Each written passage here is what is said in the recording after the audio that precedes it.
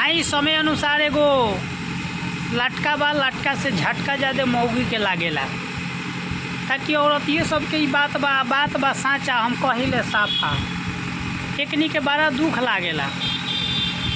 बीत गईल लगन तो भइल ना साटा, बीत गईल लगन तो भइल ना साटा, घर ही में मेहरारू कैले बिया तमाशा।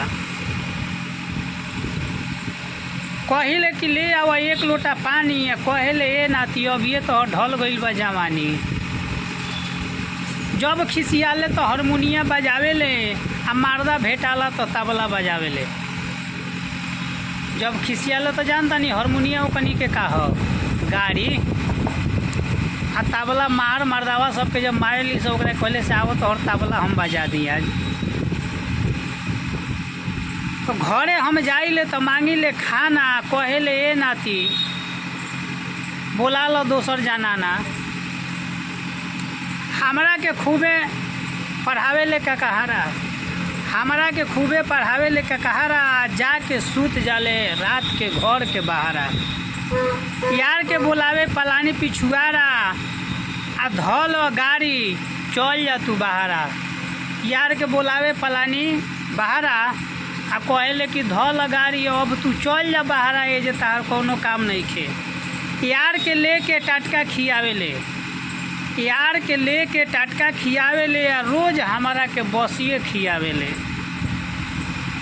कितना ले दुख हम आपन बताई, कितना ले दुख हम आपन बताई, आ सुन ली पंचे भाई, सब पंच भाई लोग सुन ली। आपन कमाई अपने हाथे जाई, आ मौगी के देखी ले कितना बासान, तो मौगी के देख ली कितना बासान, आ सब घर यही से बा परेशान। एमे हमार कोनो गलती नहीं के भाई, समय अनुसार ये सब कुछ बा। आई हर घर के नीति हो गई बा, मौगी सबके घड़ी ज़्यादा वर्चस्व हो गई बा। आई मर्दावा के कोनो वैल्यू नहीं की सदे, ऐसे ई बात हमरा कहे के पड़ल है। सब लोग कमेंट करके बताई कैसन लागल। नमस्कार।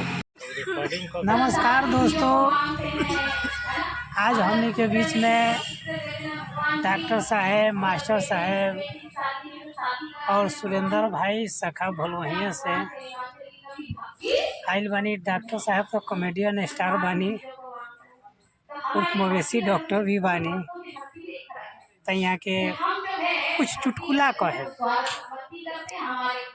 चलिए डॉक्टर साहब रोगा का कहे के प्यास लगने पर पनघट याद पड़ती है, शर्म लगने पर घूंघट याद पड़ती है, जब उम्र ढल जाता है तो मरघट याद पड़ती है।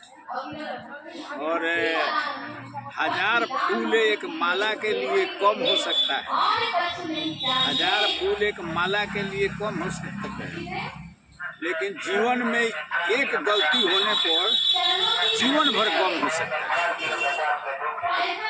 चलिए ताली बजा के डॉक्टर साहब का स्वागत करेंगे। जय हिंद।